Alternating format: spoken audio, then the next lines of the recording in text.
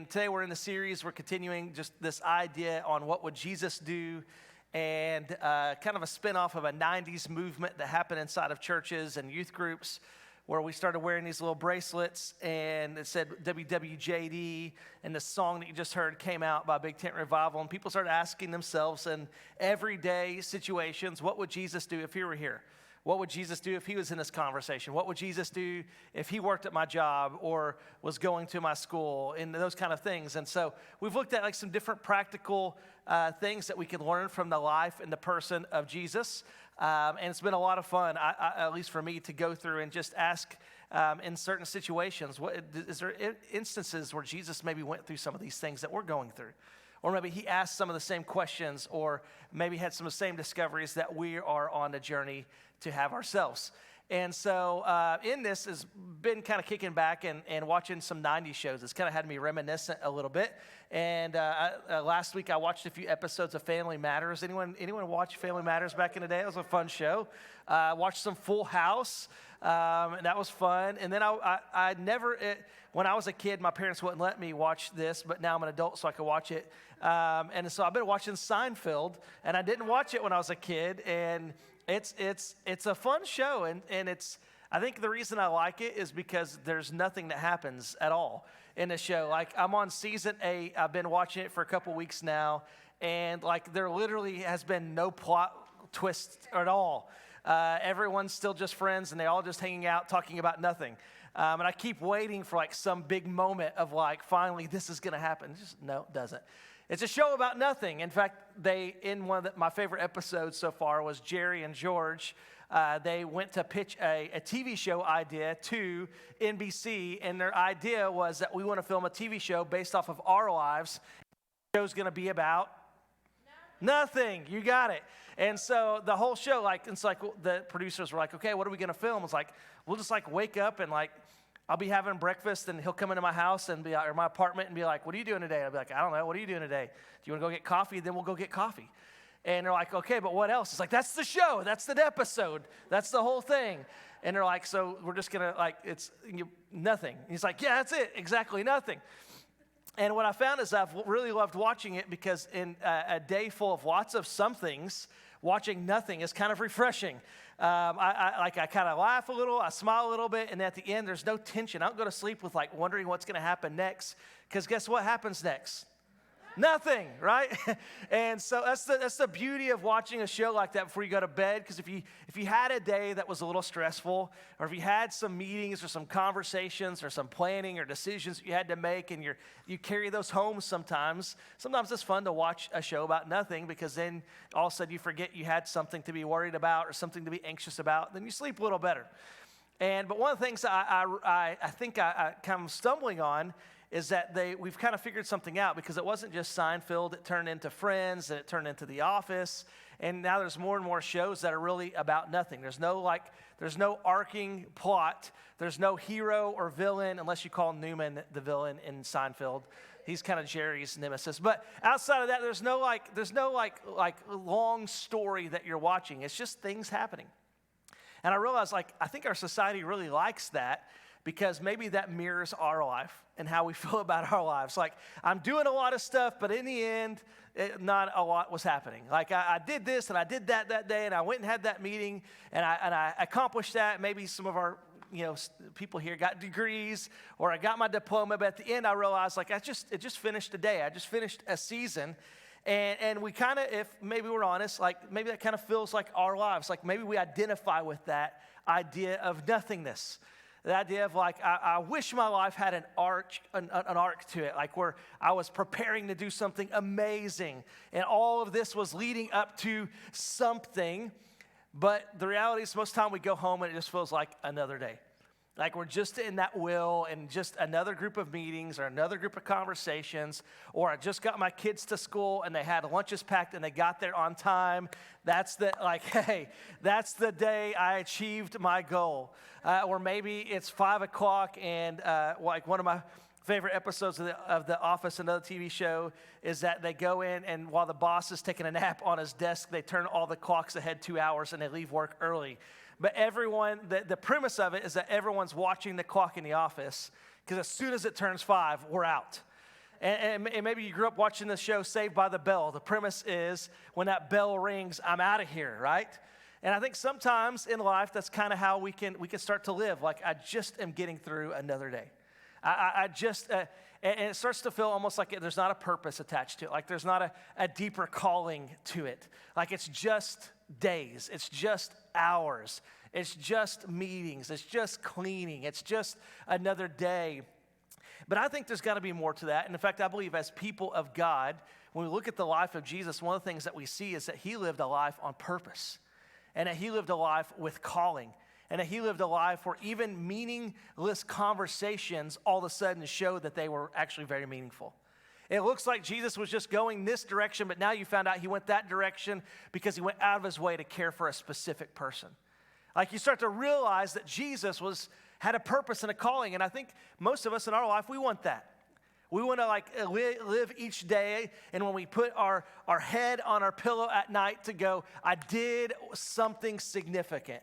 I did what I was called to do. I achieved my purpose. And I think when we look at the person of Jesus, we can see that.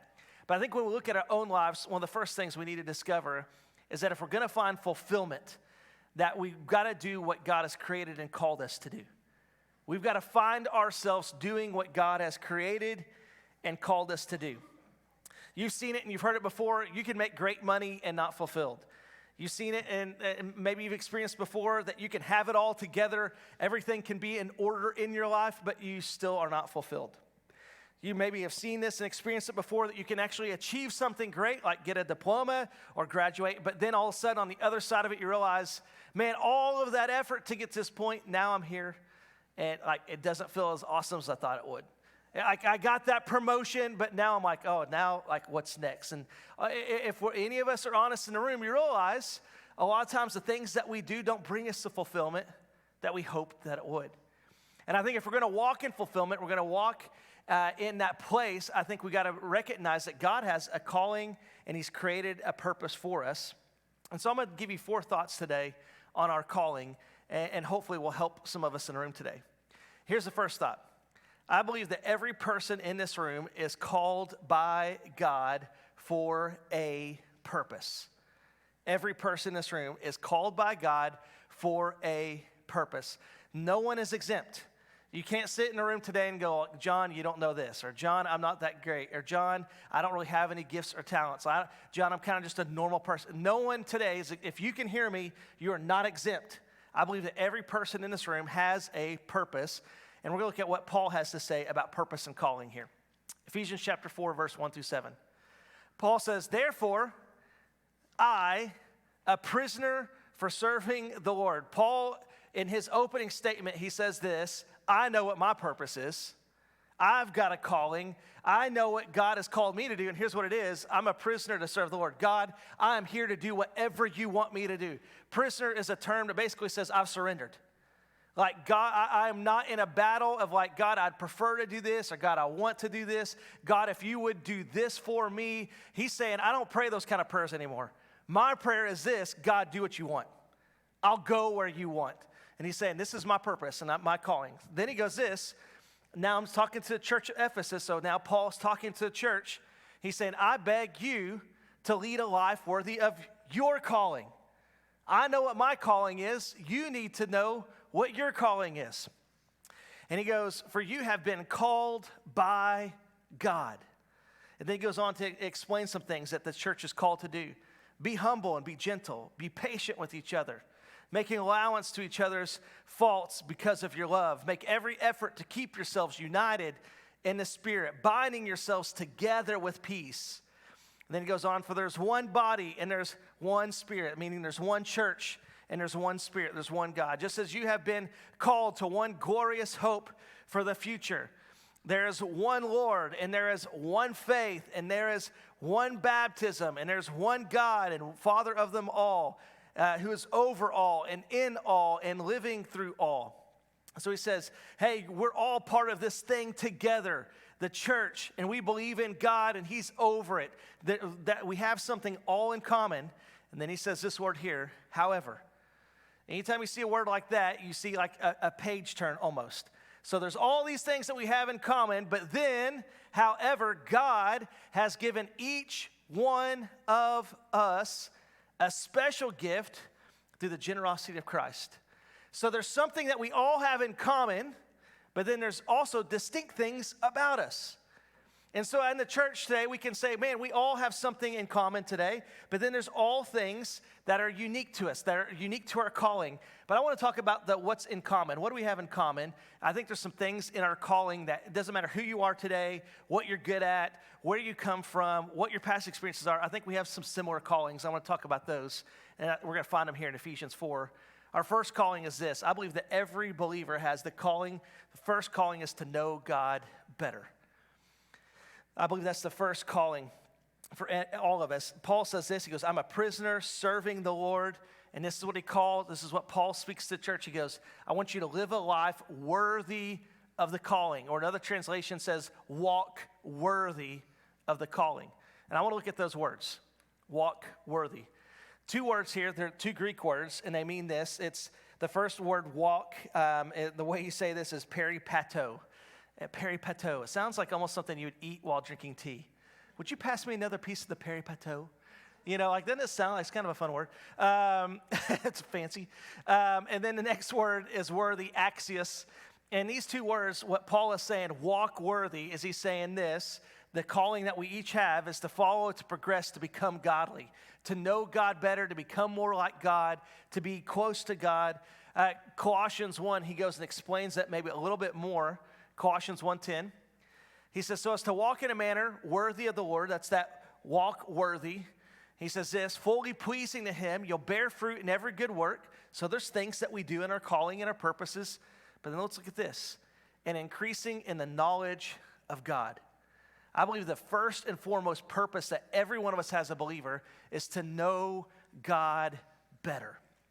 Is to be people who are reading, who are studying, who are loving God, who are experiencing God. And I believe we're called to that. The second calling I think we see in this Ephesians 4 is this, is to be led by God.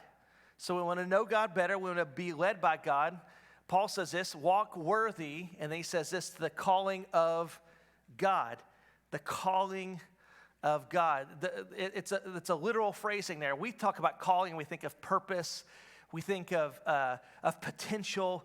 We think of like direction.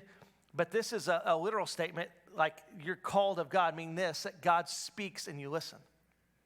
Like the calling of God is, we think in these peripheral terms about destiny and about like what are we destined to do and what's some big thing that God wants to do in my life. And we're going to talk about some of that. But I think first, let's simplify it. Let's step back. What is it really saying? What's really saying is we're a people who hear God's voice. We're a people who, when God speaks, we listen. We're a people when God directs, we do. We're a people that follow and obey God's word and his will. And I think this is a tension point for a lot of believers. I think a lot of people, they're all okay with the knowing God better.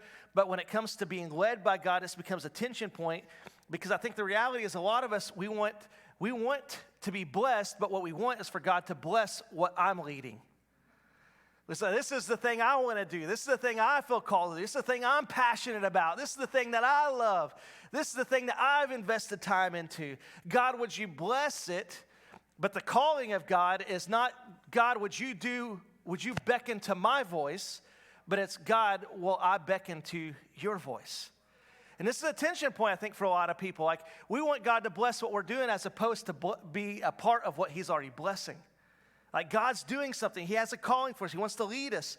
And so the question is, like, when is the last time you asked God, what do you want me to do? And that's a hard question to ask. In fact, if I'm being really honest with you today, it's a question I've struggled to ask different points in my life because I was scared of what God might ask me to do.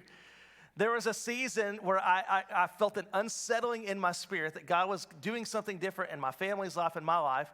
And I was scared if I asked God, what do you want me to do, that he may ask me to do something I didn't want to do. And so what I did is I avoided that question, which in turn, I avoided the voice or the leading or the calling of God. I'm not interested in what you want me to say or what you wanted me to do, because if I ask you, maybe something I don't want to do, and so therefore I don't want to ask, and so therefore I'm living my own life. And I think it's the tension point, is like, are we a people who really will say, God, here I am, send me. God, what you want to do, what you want to say, do it through me, Lord. If you want to change, if you want to do something, I'm ready to follow you. And Jesus was a person who did this. He's a person who followed God in every instance. In John 14:31, Jesus says this, "But I do as the Father has commanded me, so that the world may know that I love the Father." So the world will know that I'm a believer, that I follow God based off of me and my obedience to his word. Like, that's how, if the world is going to view us and going to say, hey, how much do they love God? It's going to be in reference to, Jesus also told the disciples, how you love one another. But in this instance, he says how you obey the voice of the Father. So that the world can judge me based off of my obedience. He goes this, immediately after he says that, I'm obedient to the Father, his next statement is like, rise, let's go from here. We've spent the amount of time here. We're going somewhere different. And I think this is significant because Jesus says, hey, I'm obedient to the word and the voice of God, and God is now calling me to go somewhere else.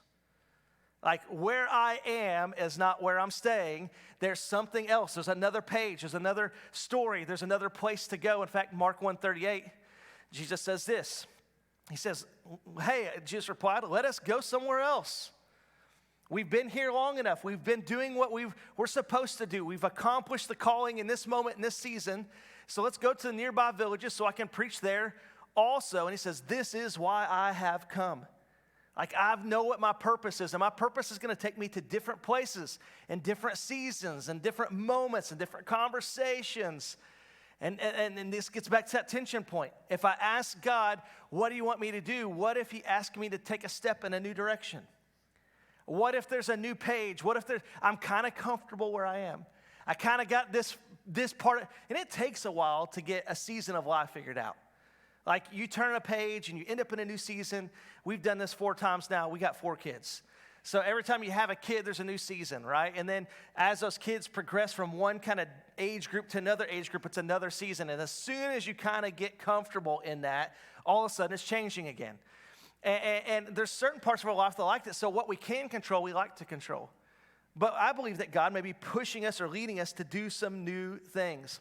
And here's the third calling I think that all of us have in common, is I believe that God's called all of us to make a difference in the lives of others. Every one of us have been called that.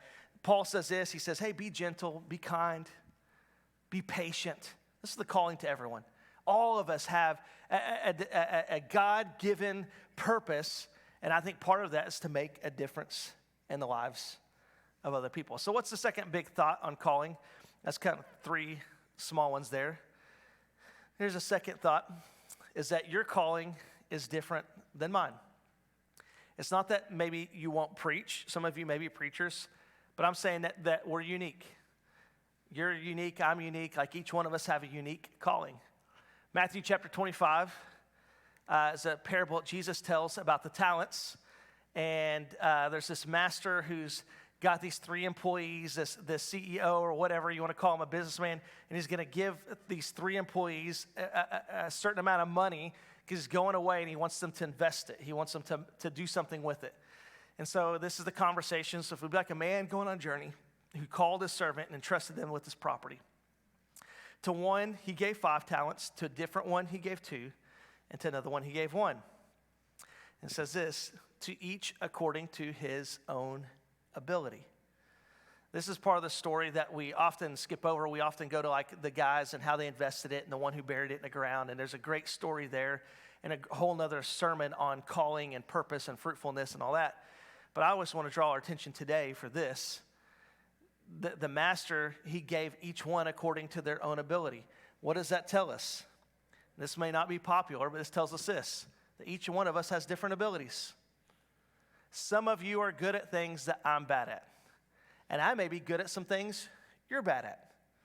Each of us have a unique gifting and a unique calling that we're, and this is where I may ruffle some feathers personally. I don't think it does theologically, because I think theologically this is pretty simple and clear, but we are not equal either. Did you know that? That if we were, then why was one given 5 and the other one given 2? I'm not talking about God's love towards us. I'm talking about giftings. I'm talking about abilities. I'm 6'4". That's pretty tall. I loved playing basketball when I was high school. But it wouldn't matter how many times my mommy looked me in the eyes and said, John, you can do anything you want to do. The reality was I was not destined for the NBA. Not tall enough, can't jump high enough, I'm not fast enough. And at 6'4", I would have to be a point guard. I mean, that's tall, that's short in the NBA. I may be tall in this room, I'm short in the NBA. Well, a point guard, that requires you to dribble the ball. I have a 3 dribble limit when I play basketball. If you ever play pickup ball with me, and I love playing basketball, but it's a self-imposed rule because I know what happens after the 3rd dribble. 1, 2, 3, the 4th one is off the foot. Every time it goes somewhere, I lose control over it. So what I would have to be at my height, I would have to be a point guard, but I didn't have the skill set to do that. So my high school basketball career was as far as I went. That was as far. Now, my mom could look me in the eye and say, John, you could be anything you want to be, but that just wasn't true. Your mom maybe told you you could be an astronaut, but you couldn't ride in something that spins in circles 3 times. You can't even go to the fair and ride in that thing that spins in circles 3 times without puking. Have you seen the tests astronauts go through? You could want to be an astronaut. You could have desires and dreams to be an astronaut. Your mommy could tell you you can be whatever you want to be, but the reality is you're not gifted to do it. Maybe some of you thought, I'm going to be a fireman, or I'm going to be a policeman, or maybe some of you thought, I'm going to be a doctor. And then you started going to college, you started taking the classes, and you realize, I don't want to be a doctor. I want to get out in 4 years, not in 12 years. I don't intend to spend the next decade of my life in school. I just got out of school. You know, some of you just graduated high school, and you're like, I'm going to go to college. That's 4 more years. I could do 4 more. Then you're like, I want to be a doctor. Do you know what you're signing up for? Some people sign up for those things, and they realize, hey, that's not me. Like, I had a desire to do it, but I can't do that. I can't do the classes. I'm not gifted to do that.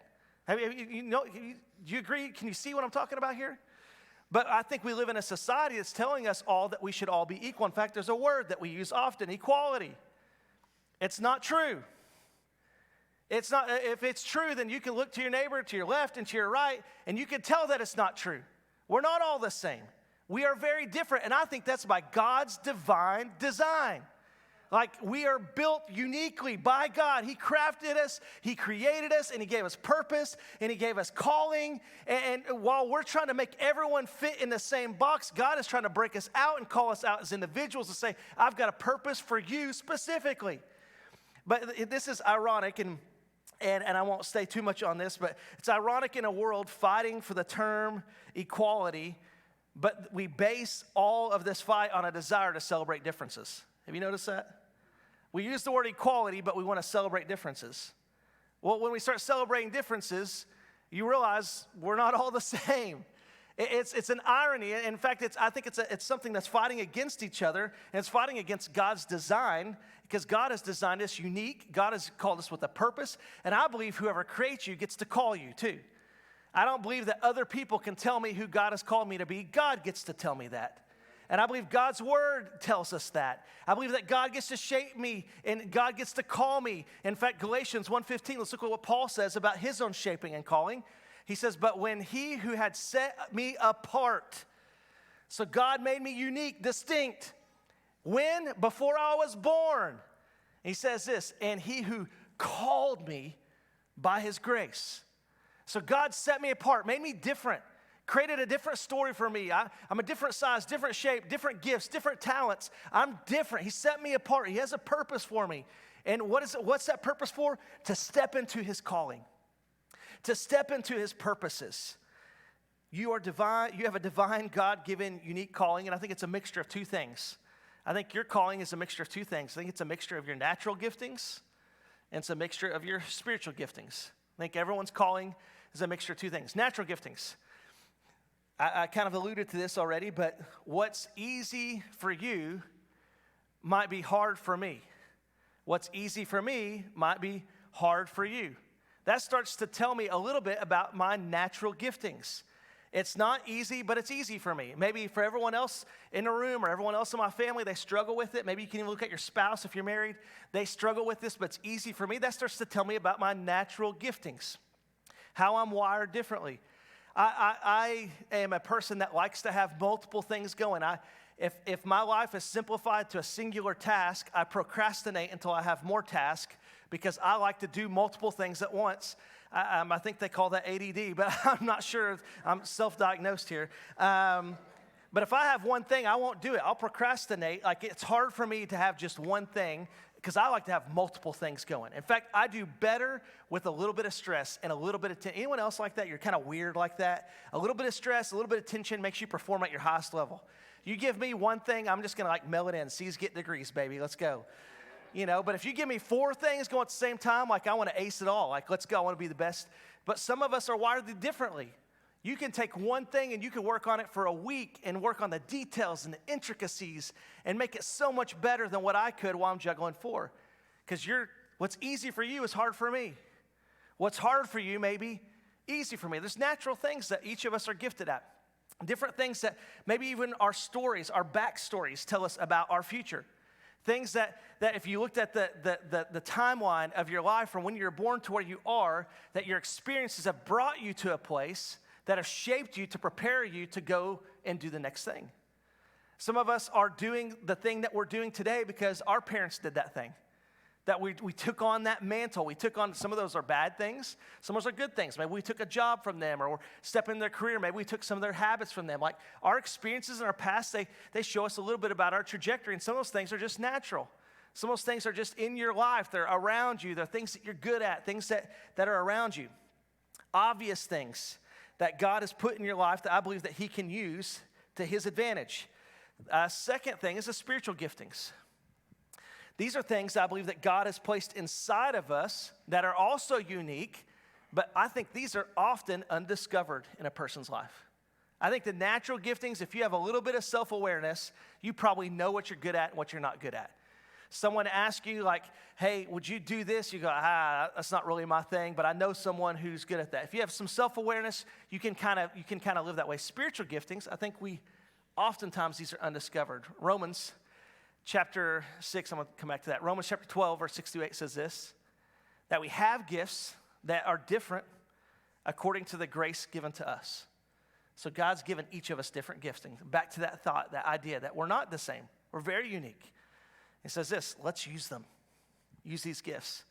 Now he goes on, we're not talking about natural giftings, talking about spiritual giftings. If you have the gift of prophecy in proportion to your faith, if you have the gift of service, use it in serving. If you have the gift of teaching, then use it in teaching. If you have the gift of exhorting or encouraging, use it in exhortation or encouragement. Those who contribute, those who can acquire wealth, use it in generosity. Those who have the gift of leadership, do it with zeal, do it with vision and passion. And the one who has mercy, do it with cheerfulness. So Paul's recognizing that, he says, as each of you have a gift, he's recognizing that we have different spiritual gifts too. Not only are we obviously different, we can look around and see that. Not only do we have natural, maybe giftings about our experiences or how we think or see the world, but there's a spiritual thing that God's put inside of us. And in fact, this afternoon, Ron and Madison told you about it. Start here. We're going to actually do the spiritual gifts. We're going to help you with that. And so if you've never done that before, man, we'd love to we got like a little light dinner. We'd love to buy you some food and tell you more about our church. But we're also part of that process as we go through a spiritual gifts test, and we help you unearth those spiritual giftings. So if you've never done that, I don't have time to do it. It takes about 40 minutes to do that. We'll do that tonight at 4 p.m. Come back. We'll help you find your spiritual gift. But I believe you have 2 gifts. I believe you have a natural gift. I believe you have spiritual giftings. I think this is what our calling is found when we walk in both of those. It gets hard when we start walking contrary to one. I don't know if you've ever done this, but for about 6 months, I was working in a job that I was not gifted to do, nor naturally, nor was I gifted to do spiritually. It was pushing me outside of my giftings. I did it really well for 6 months because I'm just a hard worker and I just grind. But after about 6 months, my tenacity, my passion, my work ethic didn't matter because I was out of seat. I was out of place with my natural and spiritual giftings.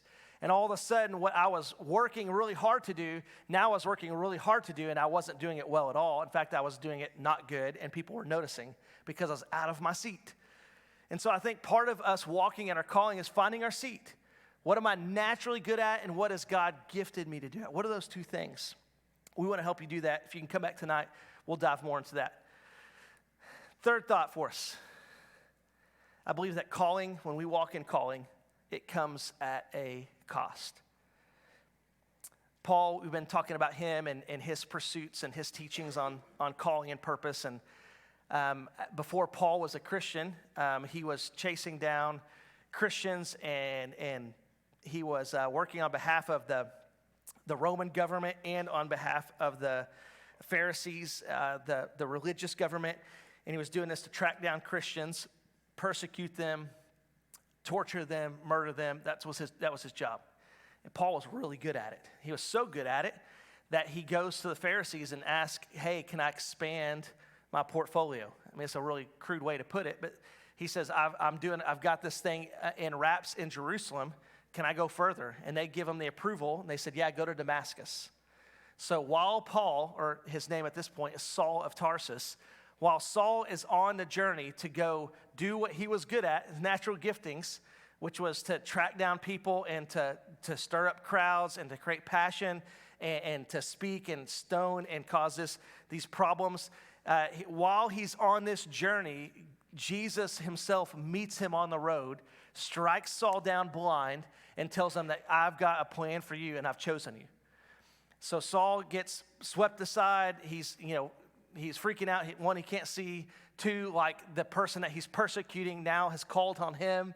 And so while Saul is trying to figure this out, and he's repented and he's in this process, God sends a man by the name of Ananias to come speak a prayer to him and to come speak a prophecy to him. And this is found in Acts, and talking about someone finding their purpose and finding their calling. This is a great story from Paul. It says, but the Lord said to him, this is Ananias, go, for he is a chosen instrument of mine, saying that Paul, he's a chosen instrument of mine, to carry my name before the Gentiles, the kings, and the children of Israel. All right, I'll give you some backstory here.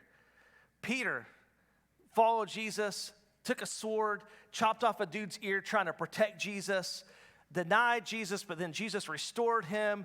And then now Peter is preaching in Jerusalem. The church is growing by thousands of people, and this is all happening. But Peter has only been called to preach to the Jews, to the house of Israel. Now, Peter had served with Jesus for 3 years. He had learned from Jesus personally, and that was his calling. Now, Paul, who was tracking down Christians and murdering them, he gets a calling, but his calling is bigger. His calling is to preach not to just the Jews, but to the Gentiles and to kings, to royalty.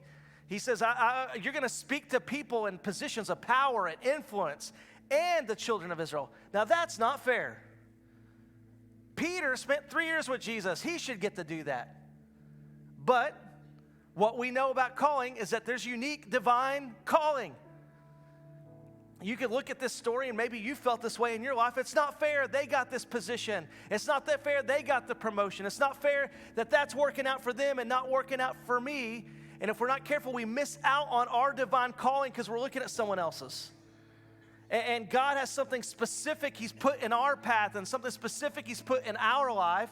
And if we're looking at someone else's, we can't be looking at what God is doing for us. And so Paul has something unique. God's calling him to something grand. But then look what Ananias, what God shows him. It says this, for I will show Paul how much he must suffer for the sake of my name. And this is what this tells us. Typically, with great accomplishment, with great success, oftentimes our threshold for pain is directly attached to our potential for growth. And if we could withstand the pain, that we could grow and we could succeed in new levels.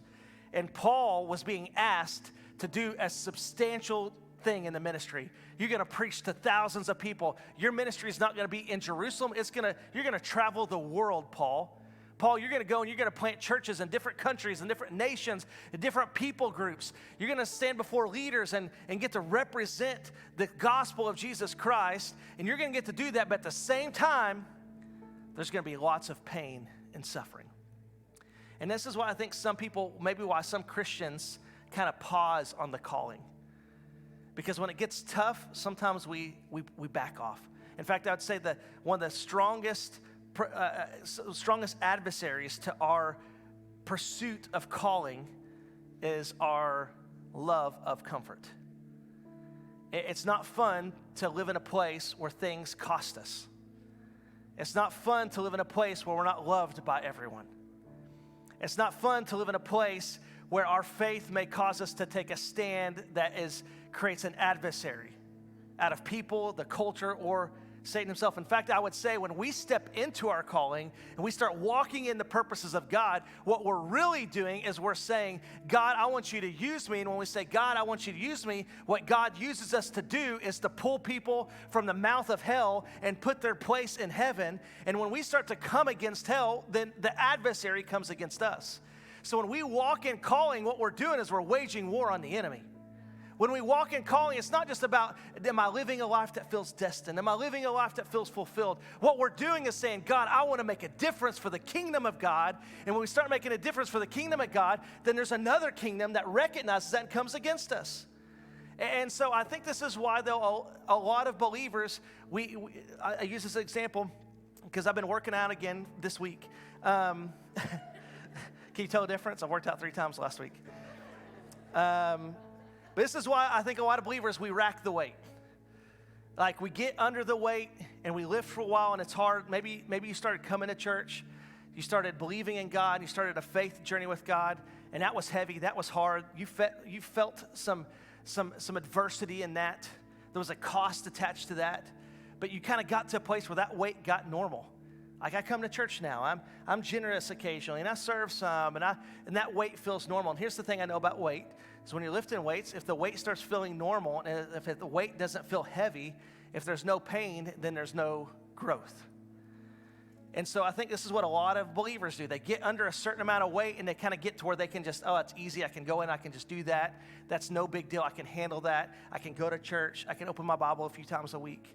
I can be generous. I can do these things. And then we wonder why our life doesn't feel like we're walking in any calling, because we've like kind of subjected ourselves to comfort. And we've stopped waging war because there was a cost, or maybe we felt the pains of that. And this is my challenge to us today, is to get back under the weight. Add 5 more pounds on each side. If it doesn't hurt, then you might not be doing it right.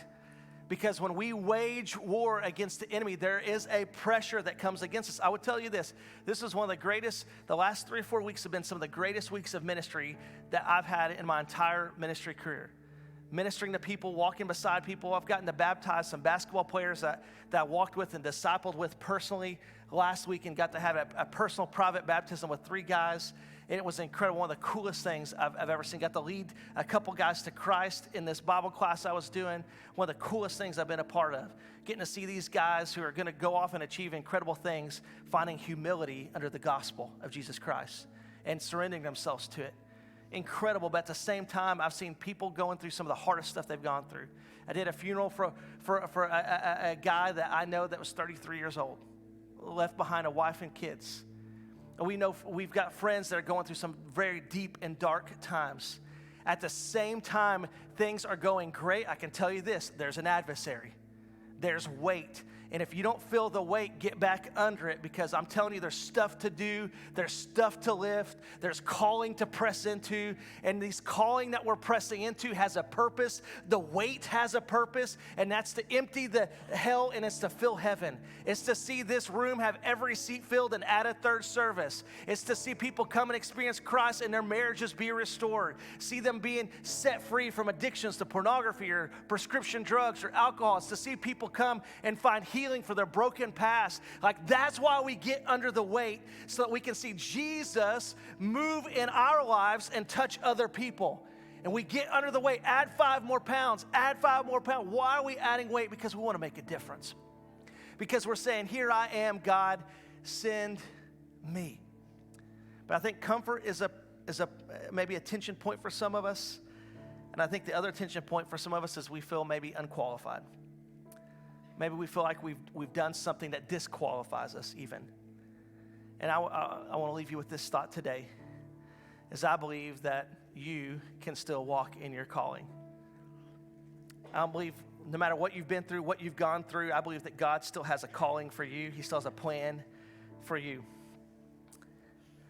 There's a story of an old shoemaker, and there's a tool that shoemakers have. It's called an awl, A-W-L.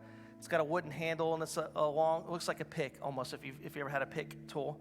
A long metal rod with a sharp point, and the shoemaker would take it to poke holes in the leather that would create places for him to create stitches to be able to make shoes out of leather. And this is a true story. The shoemaker left his tools out on the table, and he had a 9-year-old son that was playing under the table. And while he's playing, he bumped the table, knocked the awl off, and it poked him in an eye. Caused him to go blind in that eye immediately. And because of difficulties in that, caused him actually to lose eyesight in both eyes. And so this little boy goes to school, and at this time, the way they taught kids how to spell was with the large blocks and the shapes of the letters, and they would actually fill the shape. And as this young boy turned into a young man, he realized how cumbersome that was. And he kept trying to learn and grow and further his education, but realizing that everything he was doing at a much slower rate than everyone else because how cumbersome it was to do it the way that they were doing it. And so this is what this little boy now turned to a man, what he does is he picks up the tool that causes blindness. He uses that tool to poke holes in paper. And he creates an alphabet called the Braille. This little boy's name is Louis Braille. And his dad's tool is what caused his blindness. Yet it was his blindness that caused him to create this alphabet that now thousands and thousands of people have used to be able to read at a normal pace with the rest of us that can see. You see, I think sometimes in our calling, we think of the disqualifications, the things that we've done, the things that have caused us hurt and pain. We think those things, that there's no way God can use those things. But I think what separates believers from the rest of the world, instead of us just getting on the treadmill and just living our life of nothing, we don't just sit there and go, why would God allow this to happen? We ask ourselves, what does God want to do with this? That tool that causes blindness eventually caused him to create something great. I wonder if some of the things that we feel like have disqualified us from our calling and walking in the purposes of God, God actually wants to use. That thing that feels like it's actually, that pain that feels like it's a prison is actually meant to be a platform. That you feel like it's holding you back, and God's like, no, what I want is I want you to stand on top of it and declare to the world how good I am.